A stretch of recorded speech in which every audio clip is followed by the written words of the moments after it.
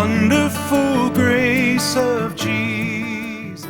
Tendo sido, pois, justificados pela fé, temos paz com Deus, por nosso Senhor Jesus Cristo, por meio de quem obtivemos acesso pela fé a esta graça na qual agora estamos firmes.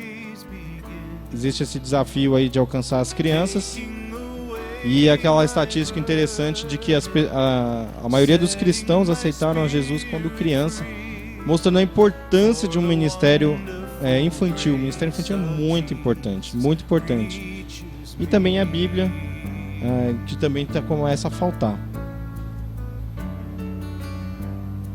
Mais algumas fotos aí de alguns irmãos pelo mundo, recebendo Bíblia, fazendo de qualquer jeito, às vezes o culto, né? De qualquer jeito que eu falo nas casas, improvisando. Agora eu vou falar do desafio da tradução da Bíblia, porque isso é uma coisa interessante, né? Aqui tem uma versão, já que a gente trazendo aqui para o nosso contexto, ela é uma versão indígena da Bíblia, né?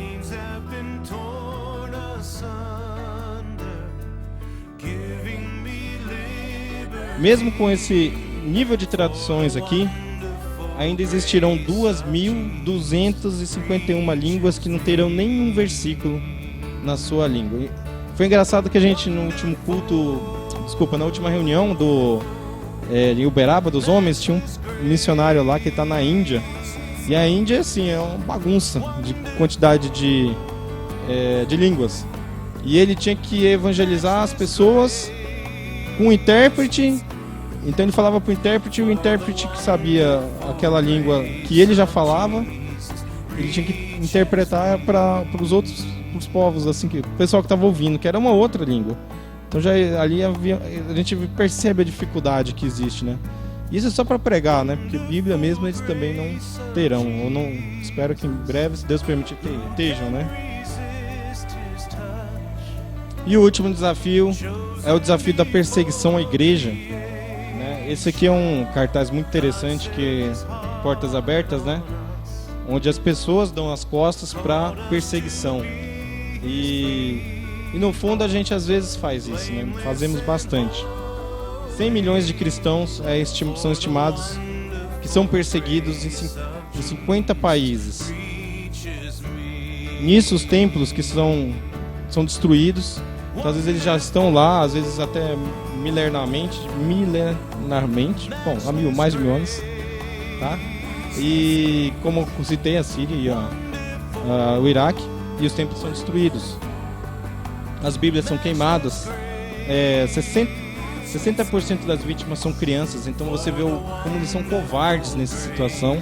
Então às vezes os filhos, né, que estão nessa situação de estar com uma família cristã, eles são queimados. Tem várias fotos bem tristes na internet que eu não pus aqui, logicamente, porque não permite.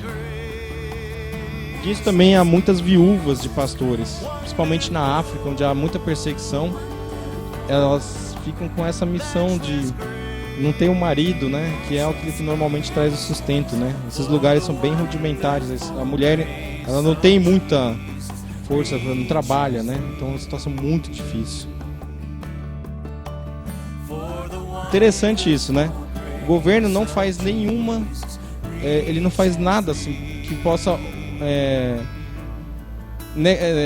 privar de privilégios do cidadão, nada. Totalmente aberto. O Brasil é um país muito aberto. Eles até citaram uma coisa interessante, que é aquela religião lá do Santo Daime, né? Ela se prolifera aqui, não tem nenhuma restrição. Nós estamos numa posição muito privilegiada. A gente tem muita liberdade. E o que vamos fazer com essa liberdade? Então, que incomode a gente, para que a gente possa não ficar se sentindo tranquilo aqui, mas assim, Senhor, tem tantas pessoas, né, ao redor do mundo, e que a gente não seja assim, né?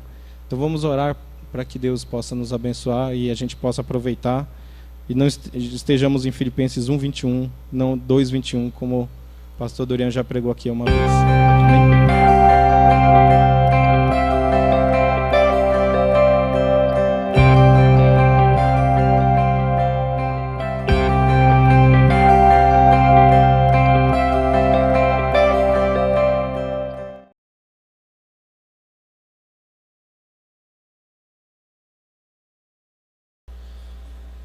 Essa semana, esse domingo, eu quero começar uma série, e essa série vai ser no mês de dezembro, uma série intitulada Quem é Jesus? Nós vamos estar falando um pouquinho sobre Jesus. Obrigado, Roberto. Quem é Jesus? Em um mês em que comemora-se o Natal, nós vamos dedicar esse tempo para falar sobre o nosso Mestre. E desde já eu te desafio a você abrir a sua Bíblia lá em Lucas, capítulo 9.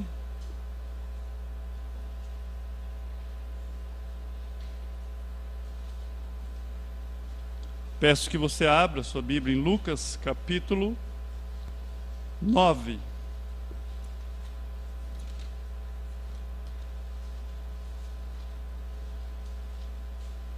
Nós vamos estar lendo apenas o verso 18 e 19.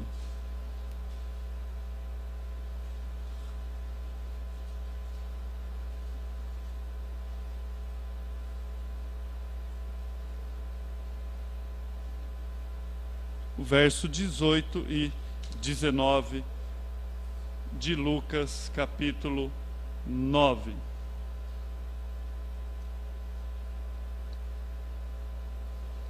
A palavra de Deus, ela vai dizer assim: e aconteceu que, ou estando ele orando à parte, ele quem? Jesus, achava-se presente os discípulos, a quem perguntou: quem dize às multidões que sou?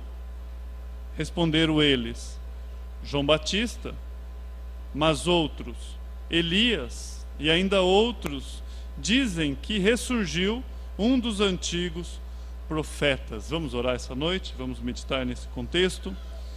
Pai bendito, nós te louvamos essa noite, nós te bendizemos por mais esse tempo. Pai, a nossa história está sendo contada, a história de cada um essa noite aqui. Pai, nós dependemos totalmente de Ti. Se não for um ato da Sua graça, da Sua misericórdia, ó Pai, nossos corações, os nossos sentimentos são tão inconstantes. Ó Pai, vestígios da velha natureza atrapalham o nosso entendimento. Ansiedade faz com que nossas mentes ficam presas em situações não resolvidas. Por isso, Pai, há uma necessidade de um milagre, a necessidade daquilo que somente o Senhor pode fazer, que é nós verdadeiramente estarmos aqui essa noite. Pai bendito, daqui a pouco, daqui a uns minutos estaremos saindo pelas portas, indo para os nossos lares, mas nesse tempo que se chama hoje, ó Pai, que eu possa ser apenas instrumento, que eu possa diminuir para que Tu apareça, apenas como embaixador, apenas como representante da Sua palavra. Nós já adoramos o Senhor através da música, já agradecemos a Ti através da música, e agora nós estaremos expondo a Sua palavra. Nos ajude, Pai, essa noite, é que eu te peço em nome de Seu Filho Jesus. Amém e amém.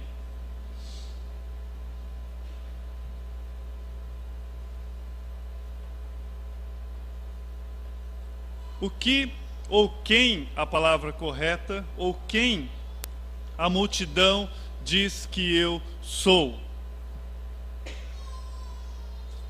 Eis aqui uma pergunta que Jesus ele faz aos discípulos.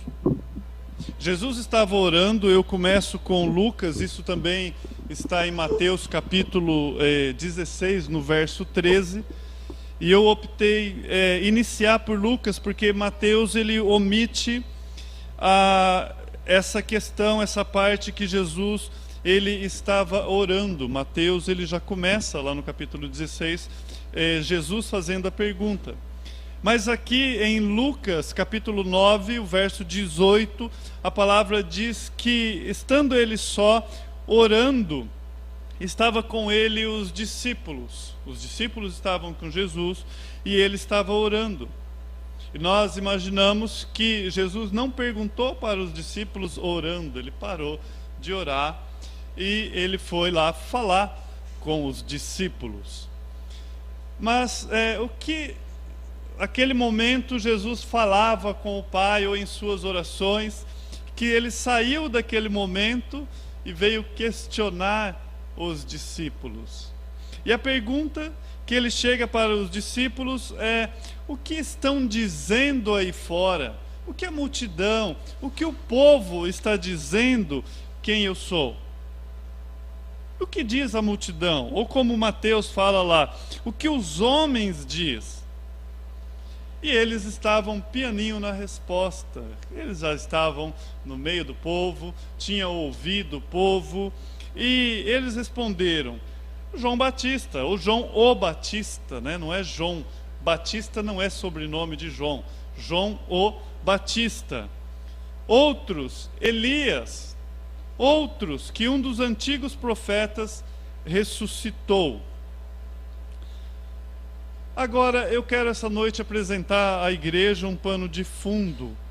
Quem era a multidão? Renato, baixa todos os botões e deixa só o primeiro para mim, faz favor. Quem era essa multidão que Jesus estava dizendo? Nesse contexto, quem eram essas pessoas? Nós entendemos que a população judaica, elas estavam à mercê dos romanos nessa época.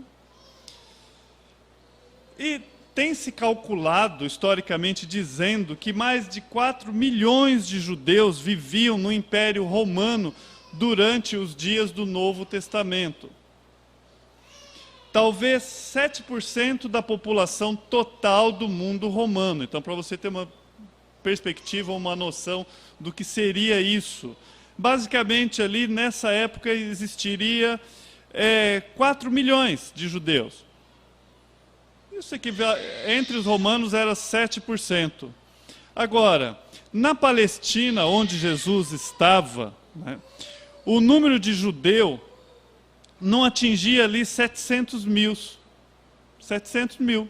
Não atingia isso. Para que você possa ter uma ideia do contexto em que Jesus chegou.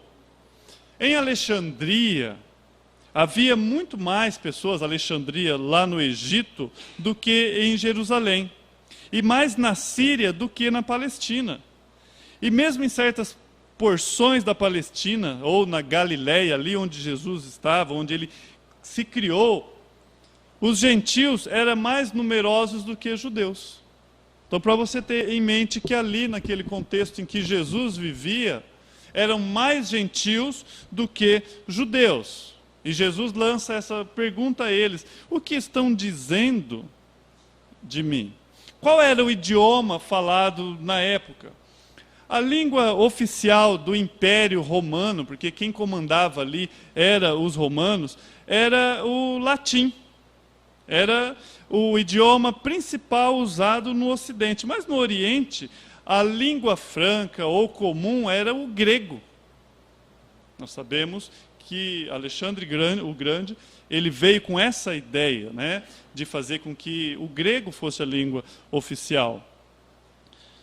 A língua franca ou a língua comum era o comum. Mas, além do grego, os habitantes da Palestina também falavam o aramaico e o hebraico. Então havia 3 línguas ali que eles poderiam falar. Jesus e os primeiros discípulos provavelmente eram trilingües, porque eles cresceram e nasceram nesse contexto e eles tiveram que aprender a conviver nesse contexto.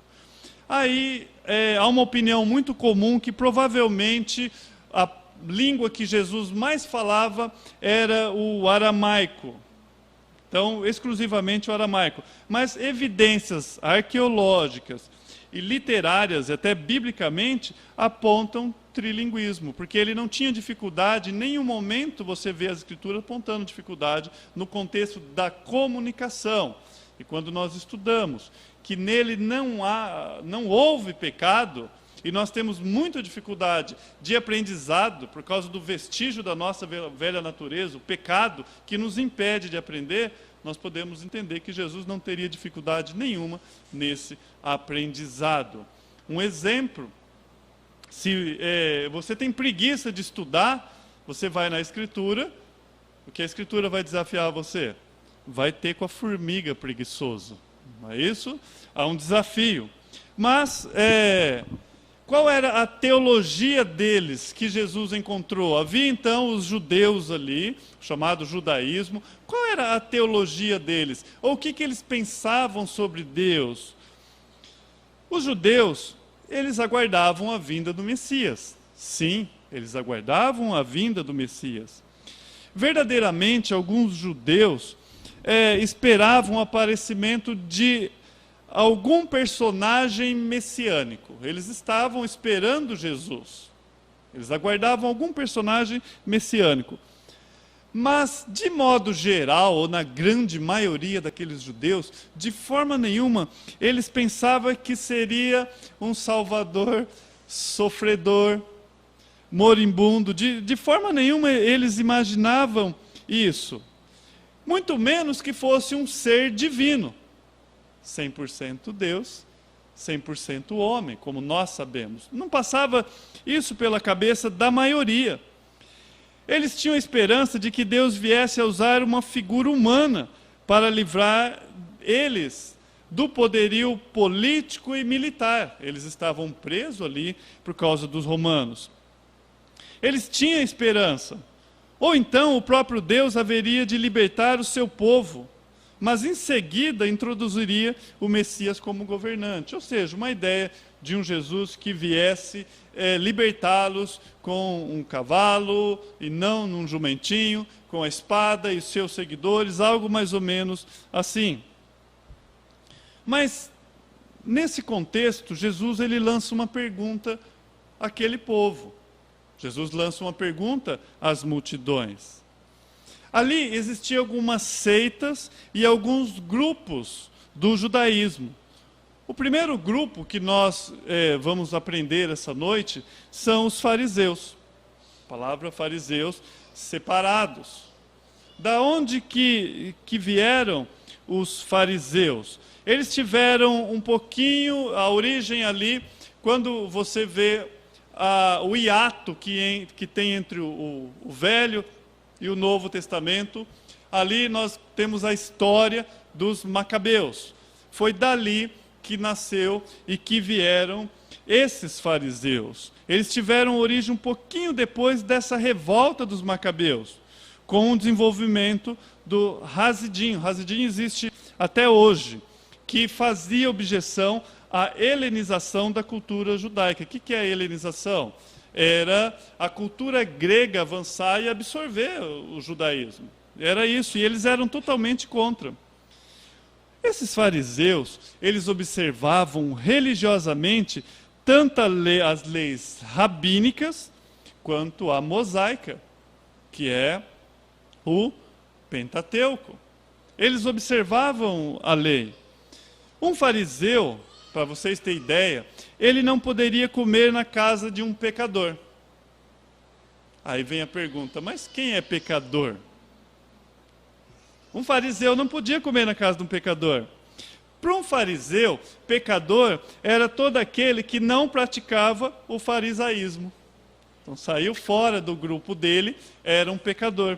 E ele não poderia comer na casa de pecadores. Por isso uma das críticas que ele faz com Jesus, come com pecadores, porque eles não faziam isso. Agora, embora ele pudesse acolher um pecador na sua casa, ele poderia fazer isso. Todavia, ele tinha que prover vestes para que as roupas do próprio pecador não fossem ritualmente impuras. Então, a sua roupa é impura. Vou te dar uma roupa e vou te tornar digno para você entrar na minha casa. A observância do sábado era similarmente escrupulosa. O que é isso? Eles eram extremamente exigentes quanto ao sábado. Para os irmãos terem uma ideia de que nível chegavam, alguns rabinos extremamente radicais, fariseus, eles iam te proibir que você cuspisse no chão desnudo, ou seja, na terra. Falar, olha, você de sábado, você não pode cuspir na terra. Por quê? A fim de que a perturbação da poeira não viesse a constituir uma aragem. Ele ia falar que você estaria trabalhando, arando o chão. Para você ter mais ou menos ideia da onde eles chegavam. Portanto, a quebra do sábado, o sábado seria quebrado por meio desse trabalho. Então, se você encontrasse um dos rabinos lá, extremamente radical, ele ia falar para você, não cuspa no chão, porque você vai estar arando a terra e você vai estar trabalhando no sábado. Então, Jesus ele chega e fala isso para eles, vocês coam um mosquito, mas deixa passar um camelo. Estava falando desses pormenores, desses detalhes. Esse era o contexto do fariseu. As mulheres, eles cobravam as mulheres. Olha, vocês não podem olhar no espelho em dia de sábado. Por que não? A fim de que se vier, por acaso elas vissem algum cabelo branco, não fosse tentá-lo a arrancá-lo, cedendo à tentação e, portanto, trabalhando no dia de sábado. Para vocês terem uma ideia do ponto que chegaria. Agora, como a coisa foi apertando e foi afunilando, então eles começaram a bolar algumas evasivas. É sempre assim, quando se coloca a lei, aí você começa a ver meios de cumprir a lei, mas ao mesmo tempo poder ter a liberdade que você tinha sem abolir a lei. E qual era uma delas? Eles maquinavam, né? Algumas coisas que era conveniente para eles. Dos critérios, porque eles começavam assim, não pode trabalhar dia de sábado. Então, o que é trabalho? Eu preciso desenvolver o que é trabalho. Pegar a cadeira aqui, levar é trabalho, pregar é trabalho, eles precisavam definir. Uma das coisas que eles definiram é que você não poderia levar nos braços as suas roupas de dentro de uma casa que estivesse incendiando em dia de sábado. Então, se a sua casa pegasse fogo em dia de sábado, você não poderia pegar aquelas roupas, as suas roupas, e sair correndo para salvar as suas roupas. Mas havia uma cláusula entre eles que se você vestisse com aquelas roupas, camadas e camadas de roupa, você assim poderia sair e evitá-las de queimar do incêndio. Eles começaram a achar evasivas. Outra coisa, não se achava lícito que um fariseu ele viajasse de sábado mais de 1 quilômetro. Isso era lei, você não pode viajar. Se você for sair de sábado, você não pode ir mais de 1 quilômetro para longe da cidade ou aldeia que vivia. Mas se você tivesse um amigo que estivesse um pouquinho além, se você desejava ir mais além, na sexta-feira ele depositava alimentos suficientes para 2 refeições, a 1 quilômetro de sua residência na direção em que ele queria ir. Colocava um depósito de alimento, o depósito de alimento tornava aquele lugar o seu lar. Distante da casa, pelo que dia de sábado era possível viajar mais 1 quilômetro. Então ele falava, aqui também é minha casa. Então, na sexta-feira, ele colocava uns alimentos, arrumava ali, né, se fosse o Roberto, ia fazer uma barraquinha, coloca ali, aqui é minha casa também. Então ele poderia viajar mais 1 quilômetro. E eles começaram a arrumar meios para que eles não fossem cobrados de descumprir a lei e pudessem se beneficiar disso. Jesus e os fariseus, por repetidas vezes, entraram em choque ante o artificialismo de tal legalismo. Por isso que Jesus vivia batendo de frente com eles, de tão artificiais que eles eram. O judeu comum, entretanto, admirava os fariseus como perfeitos modelos de virtude. De fato, formavam eles a coluna mestre do judaísmo. Então o judeu olhava para eles e até ambicionava, falava, não, esse aqui é a pessoa como referencial. Então esse era os fariseus, um pouquinho dos fariseus. Não cabe, não coube para estar falando de tudo. Quem era um outro grupo que existia? Então, esse é o contexto em que Jesus chegou. Havia esse grupo chamado fariseus, mas também havia outro grupo chamado saduceus. Embora em menor número que os fariseus, eles tinham algo maior do que os fariseus. Eles tinham maior influência política. Sendo assim, eles o quê? Controlavam o sacerdócio. E era aquele jogo de poder, um querendo controlar o outro, né? E lembra, eles estavam sob domínio romano. Quando Jesus foi crucificado, uma das acusações era que Jesus queria ser rei. E eles falam, rei para nós é César. O que ele estava dizendo? Vocês tomam uma decisão aí. Estava cobrando o governo local, cobrando Roma quanto a essa situação.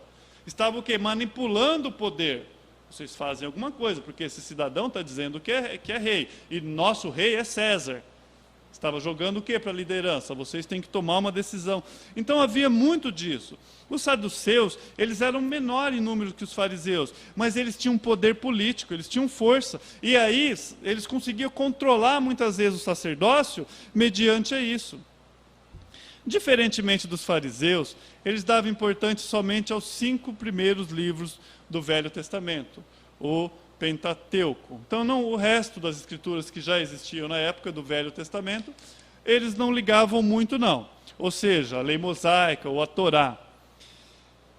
Eles só tinham isso, a lei mosaica e a Torá, como única e plenamente autoritativos e desprezava qualquer outra obra dos rabinos. Qualquer outra obra que você vem, para mim, não serve. Aí, consequentemente, eles não acreditavam na pré-ordenação divina, não existe isso, não acreditavam em anjos, em espíritos e nem na imortalidade da alma, muito menos na ressurreição do corpo, conforme criam os fariseus. E nós vemos isso lá na frente, a briga que dá entre esses dois grupos, justamente por causa da ressurreição. Paulo lança isso entre os dois grupos e eles começam a quebrar o pau lá em frente a Paulo. Porque eles não criam na ressurreição, então eles divergiam um com o outro. Esse é o contexto que Jesus pegou. Será que acabou? Certa vez eu vi um debate e alguém perguntou para o padre lá, qual religião Jesus deixou aqui quando esteve na terra? E ele bate pronto e falou, catolicismo. Ele falou, então por que você não deixa também? E eu lembro disso. Mas, tirando o humor, uma das coisas que ficou naquele debate, e eles debateram em cima disso, é que quando Jesus veio não havia nenhuma religião, e religião no sentido deles era placa. E aí a briga se tornava sobre isso. Mas, na verdade, existiam grupos formados, sim. Existiam. Existiam esses grupos aqui. Nós já falamos dos fariseus, dos saduceus. Mas também existiam os essênios, um outro grupo. Os essênios formavam uma seita menor, com cerca de 4.000 adeptos. Alguns essênios viviam em comunidade monástica. O que é isso? Quando você fala de monástica, está falando de monge. Eles viviam isolados. Então, alguns critérios para você ser um essênio, você tinha que vender tudo que tinha, isso era depositado em um caixa exclusivo, ficava para aquela pessoa, ou naquele lugar, nós não sabemos, mas era um depósito que era feito, abandonado, aquele dinheiro você deveria abandonar e deveria se isolar. A admissão requeria um período de prova de 2 a 3 anos. Nesse tempo é onde você abandonaria a sua casa, a sua propriedade, as suas riquezas, e era doado lá para um tesouro comum, basicamente isso. E eles ultrapassavam os fariseus em seu minucioso legalismo, aí era pior ainda. Nós sabemos algumas histórias de um monge, Existe a história de um monge, isso é fato, é histórico. Ele matou um mosquito e depois ele se sentiu Tão assim que ele foi no lago, tirou a roupa e ficou lá para ser picado pelos outros mosquitos. Então chegava a esse nível de discrepância, por falta de conhecimento. Agora você imagina eles ficando só na lei, e se isolando. Como que chegava o nível deles de legalismo, né? Era muito mais além do que os fariseus. Eles também não ofereciam sacrifício de animais no templo. Os essênios, os fariseus faziam isso.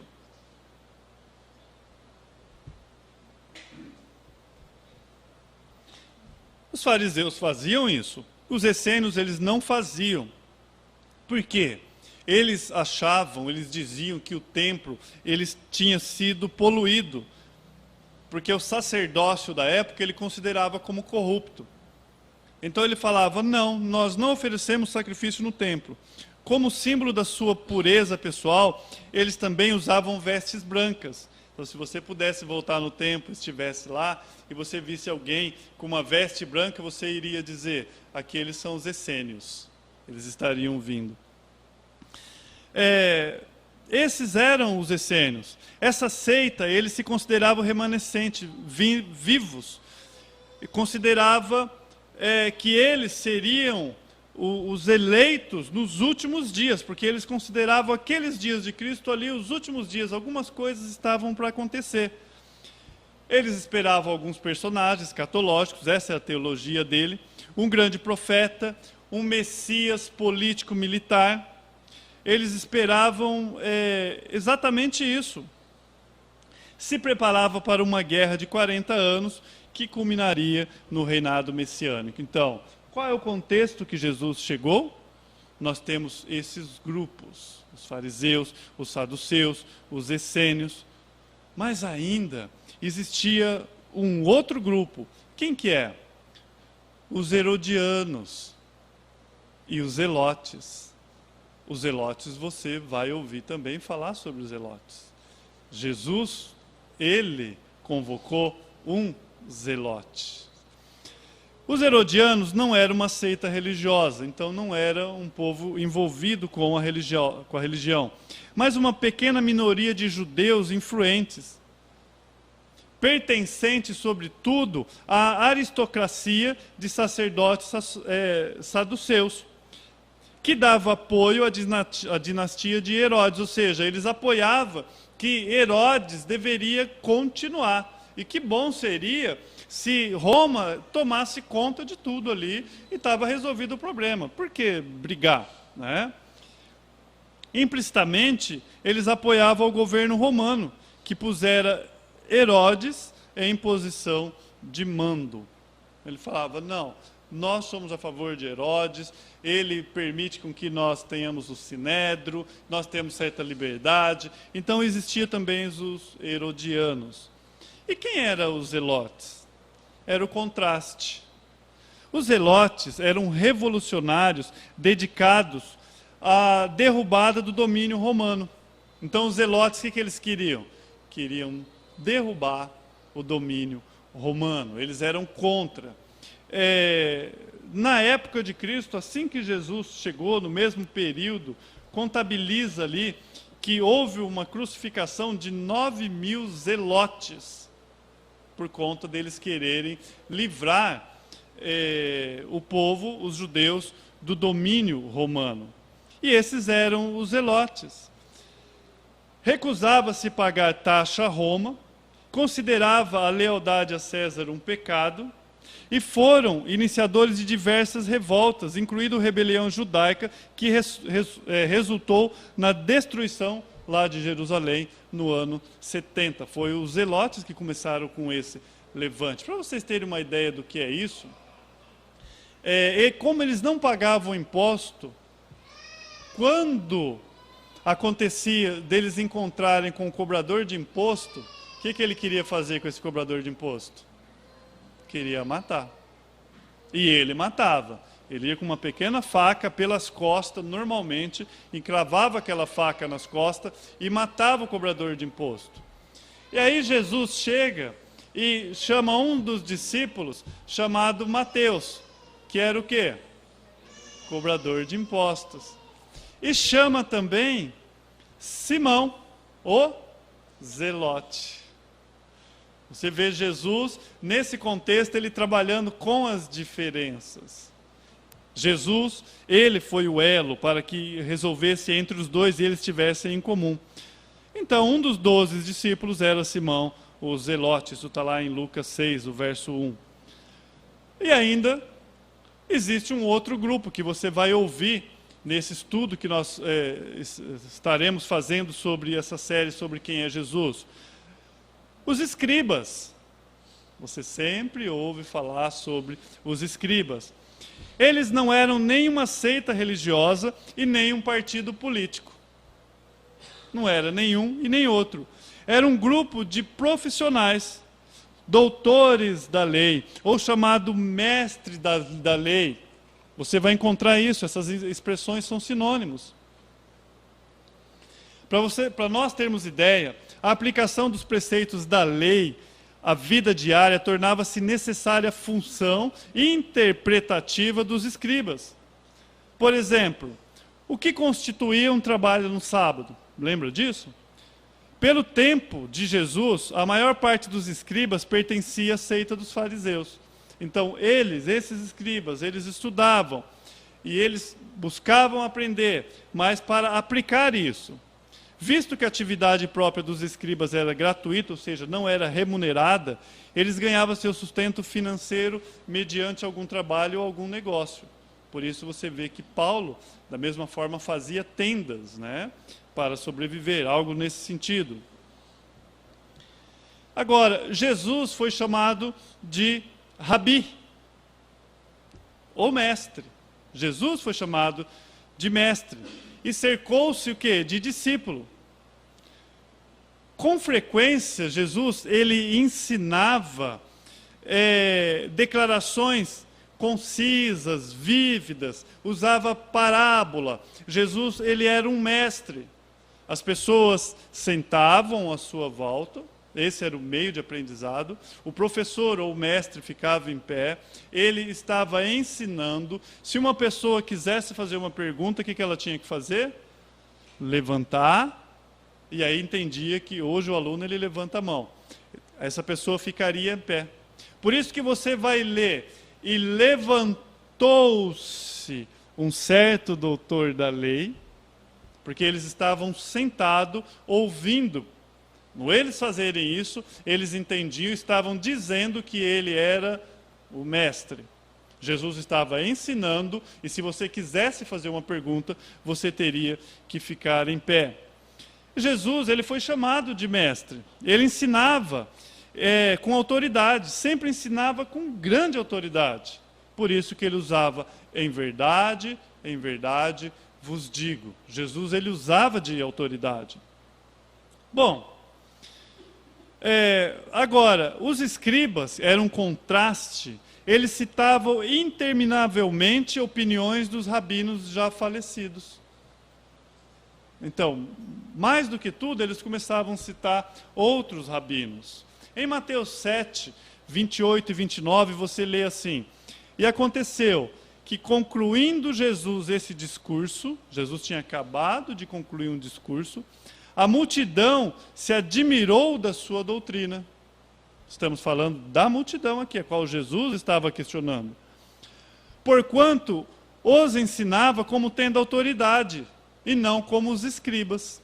Então há uma comparação aqui entre Jesus e os escribas. A palavra de Deus vai dizer que Jesus não ensinava como os escribas. Jesus, ele tinha autoridade.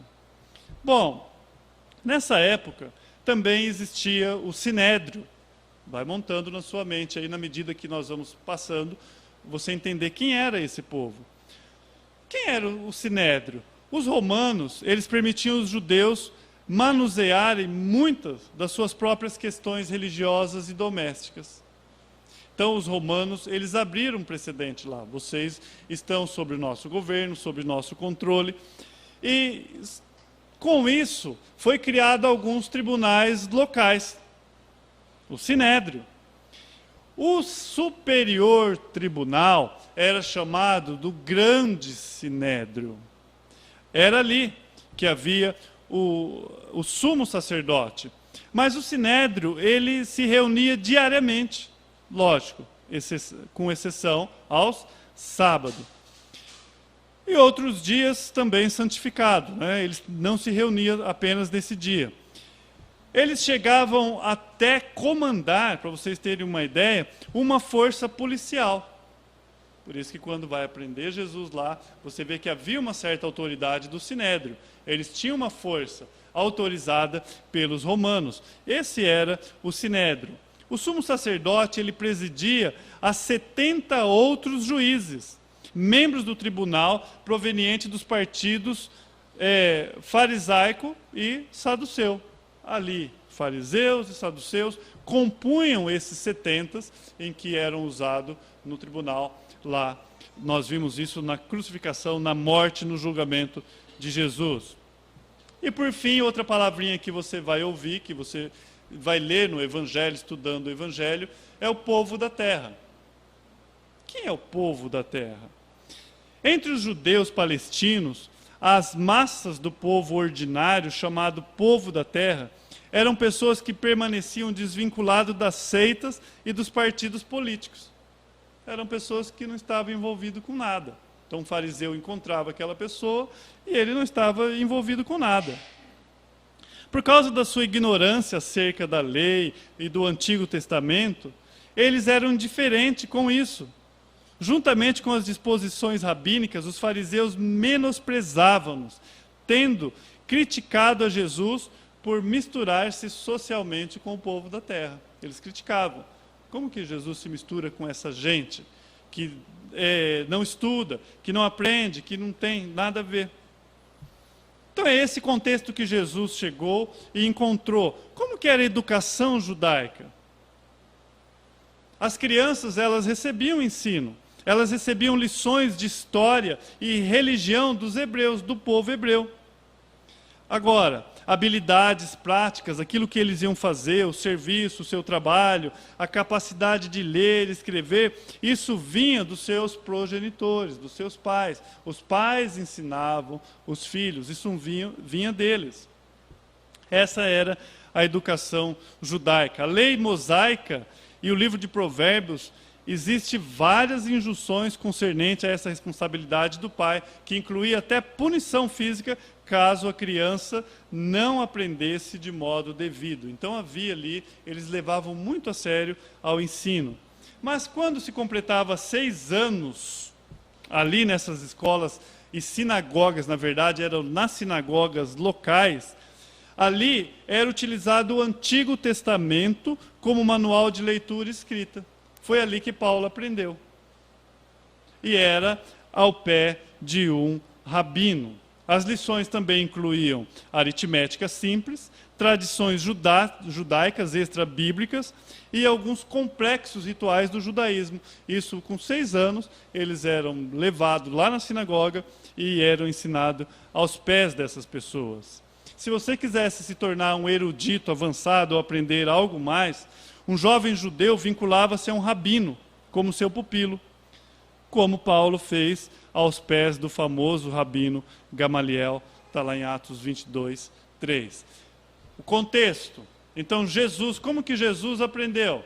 Foi ensinado pelos seus pais, também esteve na sinagoga, ele aprendeu o quê? O Velho Testamento. Qual era a Bíblia que Jesus lia? O Velho Testamento.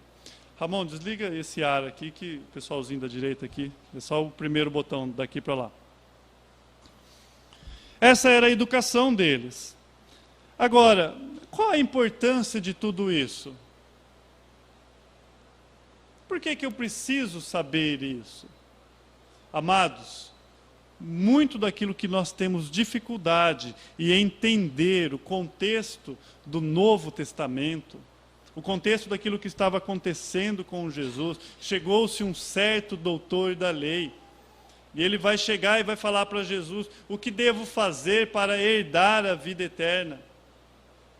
Se você não entender o contexto em que eles viviam, o que eles pensavam, você não vai entender que um doutor da lei, ele já começa errando em perguntar se você herda a vida eterna, você não herda a vida eterna. Entende? Não da forma como ele estava dizendo, de pai para filho. Então, é importante. Quais as contrapartes dos fariseus, saduceus, essênios, herodianos e zelotes que nós podemos encontrar ainda hoje? Se você puder fazer uma análise de como é hoje, se nós lançamos essa pergunta de Jesus: quem a multidão diz que eu sou? Qual seria a resposta? Se você perguntar lá fora, quem a multidão diz que eu sou? Qual é a resposta? Nós teríamos o grupo dos fariseus, que são pessoas presas a rituais, com a motivação maior em fazer do que crer. Você vai encontrar um grupo de pessoas que elas se preocupam o quê? Em fazer, não em crer. Em João capítulo 6, o verso 26 e 29, vamos lá. João capítulo 6, verso 26 e 29.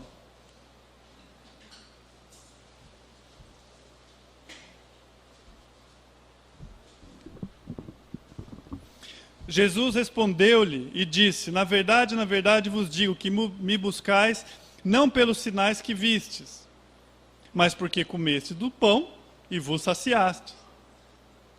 João 6, 26 ao 29. Trabalhai não pela comida que perece, mas pela comida que permanece para a vida eterna, a qual o Filho do Homem vos dará, porque a este o Pai, Deus, o selou. E aí vem uma pergunta. Disseram-lhe, pois, que faremos para executar as obras de Deus? Jesus respondeu e disse: a obra de Deus é esta, que creiais naquele que ele enviou. A pergunta não era bem a resposta que eles queriam, porque a pergunta é o que devemos fazer. Eles queriam fazer algo. A resposta de Jesus: creia. Creia. O que devemos fazer? Eles tinham que fazer alguma coisa, é o que eles tinham em mente. E compreender isso é fundamental, tanto para a nossa comunhão com Deus, como para a nossa santificação, porque nós somos fazedores por natureza, nós queremos fazer as coisas. E isso nos mantém muito ocupados em fazendo coisas, e nós não experimentamos verdadeiras mudanças em nossas vidas. Por que que isso acaba acontecendo? É porque muitas vezes nós estamos fazendo demais e crendo menos, ou crendo pouco. Estamos achando que está muito mais no nosso braço. A nossa maturidade cristã, ou a nossa busca por essa maturidade, nós queremos ter uma maturidade cristã, nós queremos ser melhor do que nós fomos ontem. A nossa busca por essa maturidade, às vezes produz muito ou bastante esforço e pouca mudança verdadeira. Porque está mais no âmbito do crer, da fé, do que no fazer. E por que isso acontece? Porque estamos fazendo demais e crendo de menos. Qual que é o grande perigo aí? O grande perigo é da sua confiança não estar em Jesus. A sua confiança está em você mesmo, no seu desempenho. Aí que está o grande problema. O farisaísmo, ele pode estar em nós ainda hoje de uma forma bem sutil. Porque você quer fazer, você quer conquistar as coisas de Deus através do seu mérito. Esse é o grande perigo. E pior, isso pode ocasionar ídolos em nossos corações, que vai fazer o quê? Tira o foco de Cristo. Ídolos como aprovação. Então você quer buscar aprovação. O que mais? Controle, reputação, sucesso, segurança, reconhecimento, respeito e etc. E você começa a trabalhar em pró essas coisas, que eram o que o fariseu fazia. Há muito de farisaísmo ainda hoje. Assim é a busca por maturidade cristã, dentro de uma imaturidade cristã. Tudo isso, essa segurança, esse reconhecimento, são falsos cristos que promovem falsos cristianismo.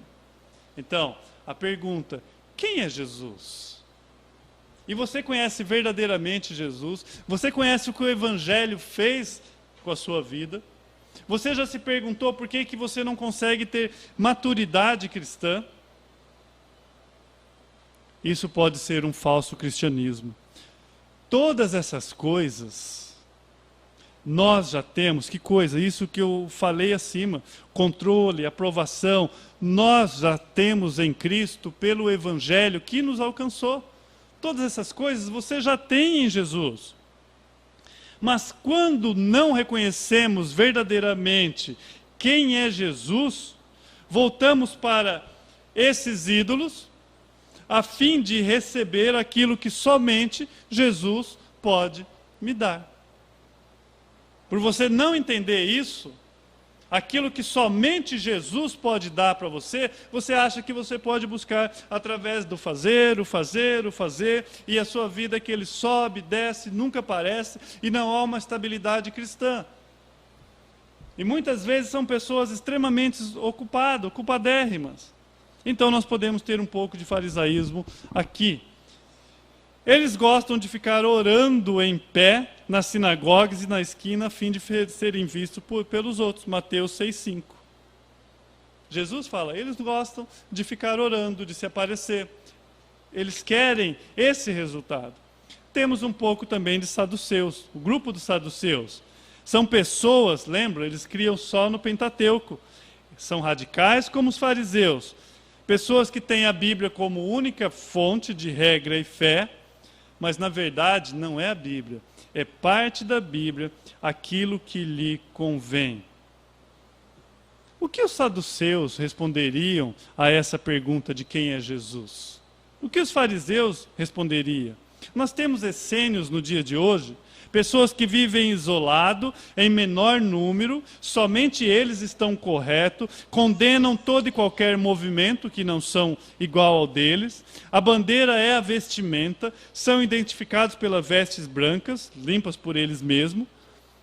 Será que nós temos essênios nos nossos dias de hoje? E o que eles responderiam, quem é Jesus, se você perguntasse para eles? Será que temos herodianos? A turma que diz, olha, não mexe com quem está ganhando, nós não podemos ir contra ele, mas nós podemos aproveitar o que eles têm de melhor. Aquelas pessoas que degustam do mundo, degustam da igreja e acham alguma coisa que é conveniente para ela.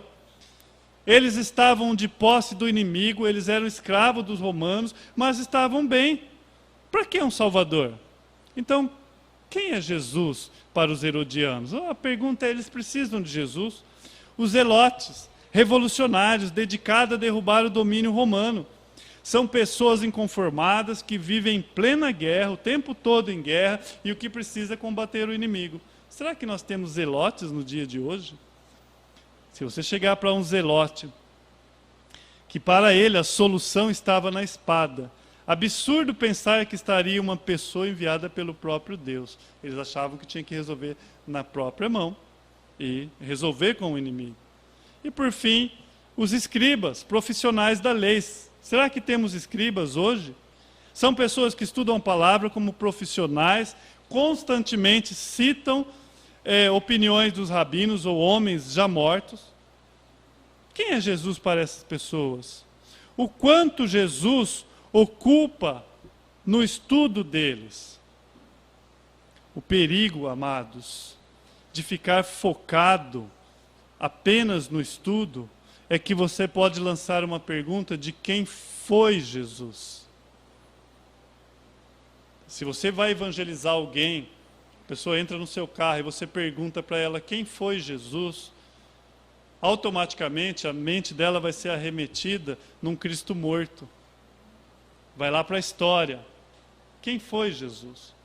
E não, é quem é Jesus, porque ele é vivo, ele está no nosso meio. Então, os escribas hoje, eles podem estar a quilômetros de uma comunhão com Deus, uma comunhão com Cristo, apenas buscando o prazer, o foco do estudo. Nós podemos ter alguma espécie de escriba no dia de hoje. Agora, uma pergunta: a qual desse grupo, se você estivesse lá, você teria se juntado? Seria como a maioria do povo? Será, ou seja, o povo da terra? Você seria um fariseu? A qual grupo você teria se juntado? E por quê? Se não se juntasse a nenhum deles, qual seria o seu motivo? Esse é o momento que Jesus olha para nós e responde. E eu respondo, termino lendo Mateus 16. Vai lá, você risca, anota na sua Bíblia. É o mesmo contexto, Mateus 16, o verso 15 e 16.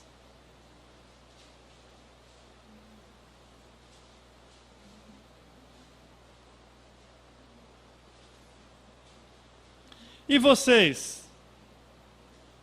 Perguntou ele, o verso 15. Quem vocês dizem quem eu sou? Então, a pergunta para nós hoje: quem você diz que eu sou? E aí Simão Pedro respondeu: tu és o Cristo, o Filho do Deus vivo. Simão acertou? Sim. Acertou na mosca. Como assim? Como que Pedro respondeu corretamente com tamanha autoridade?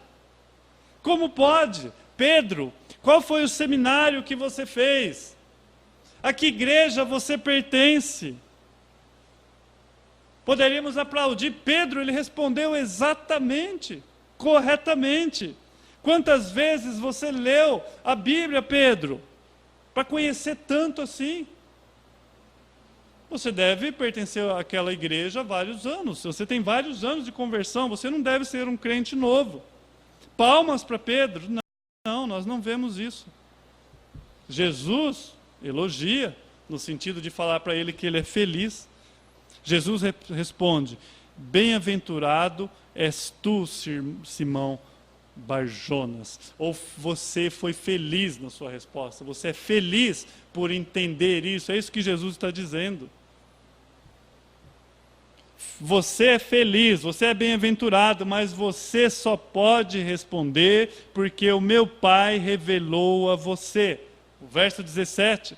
Por isto não lhe foi revelado por carne, porque isso não foi revelado por carne nem sangue, mas pelo meu Pai que está nos céus.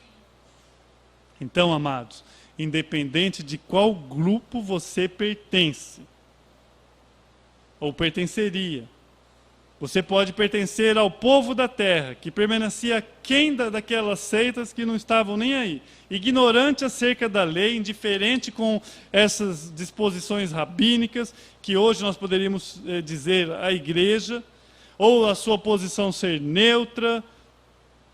Nós podemos dizer claramente: você jamais vai conhecer quem é Jesus, se o Deus, o Pai, não o revelar. Você jamais vai poder conhecer a Jesus. Nenhuma daquelas pessoas poderia conhecer. Elas tinham ali a visão delas de quem era Jesus. Então nós começamos dando esse pano de fundo, o desafio, a pergunta dessa noite: quem é Jesus? Como que você vai aprender quem é Jesus? A resposta é na dependência de Deus, suplicando, rogando a Deus Pai para que Ele revele o seu Filho a você. A você que não conhece a Cristo, suplique. A você que conhece, suplique para que você possa conhecer e continuar conhecendo a esse Jesus. Esse é o grande desafio dessa noite. Vamos orar? Pai bendito, Senhor, nós somos falhos, tal qual falhos podemos ser.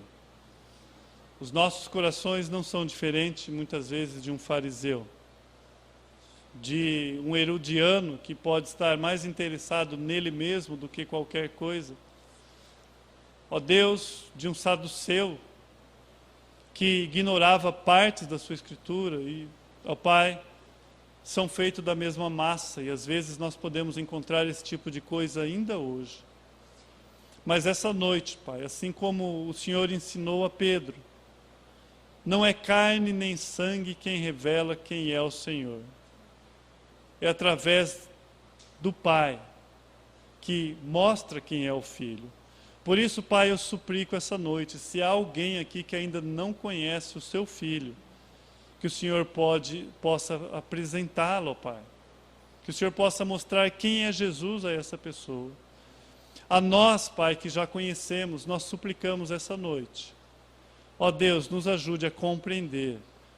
Que haja um desafio a nós, ó Pai, a não medir esforços. Longe de nós toda preguiça intelectual. Que nós possamos, ó Pai, nos dispormos e adorá-lo de todo o nosso entendimento. Obrigado por cada vida que está aqui essa noite. Nós te agradecemos, Pai, em nome do seu Filho Jesus. Amém e amém. Estamos assim despedidos. A comunhão faz parte do culto.